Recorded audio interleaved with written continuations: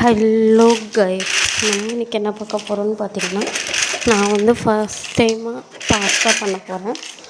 But நல்லா தான் இருக்குன்னு நான் நம்பி பண்ணுறேன். நீங்களும் ட்ரை பண்ணி பாருங்கள்.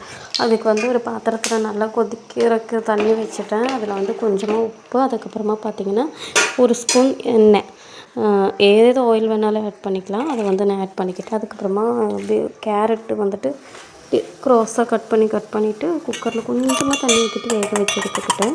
அதுக்கு தேவையான அளவு உப்பு போட்டுக்கிட்டு, அதுக்கப்புறமா 3 முட்டை வந்துட்டு மிக்ஸ் பண்ணிவிட்டு, சிக்கி பொரிப்போல் அதுக்கு என்ன சொல்லுவாங்கன்னு எனக்கு தெரியல, நல்லா மிக்ஸ் பண்ணிவிட்டு சின்ன சின்ன பீஸ் ஆகிட்டு நல்லா வறுத்து எடுத்துக்கணும். அதுக்கு தேவையான அளவு உப்பு ஆட் பண்ணிக்கிட்டேன்.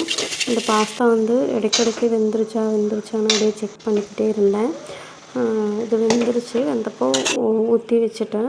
கொஞ்சமாக பச்சை தண்ணியும் கூட ஆட் பண்ணிக்கிட்டேன். அதுக்கப்புறமா பார்த்திங்கன்னா கொஞ்சமாக தேங்காய் எண்ணெய், அது கூடவே ஸ்ப்ரிங் ஆனியன், பீன்ஸ் இல்லாத காரணம் தான் நான் ஆட் பண்ணலை. எனக்கு ஸ்ப்ரிங் ஆனியன் இருந்தனால நான் ஸ்ப்ரிங் ஆனியன் வந்து ஆட் பண்ணிக்கிட்டேன். ஸ்ப்ரிங் ஆனியன் போட்டுட்டு கொஞ்சமாக அதுக்கு தேவையான அளவு உப்பும் கூட ஆட் பண்ணிவிட்டு நல்லா மிக்ஸ் பண்ணி எடுத்துக்கிட்டேன். இதுக்கு வந்துட்டு வேக வைக்கிறதுக்கு கம்மி டைமும் போகல. ஸ்ப்ரிங் ஆனியன் அந்த அளவுக்கு வேக வேண்டாம்ல, அதனால் கொஞ்சமாக போட்டுக்கிட்டேன்.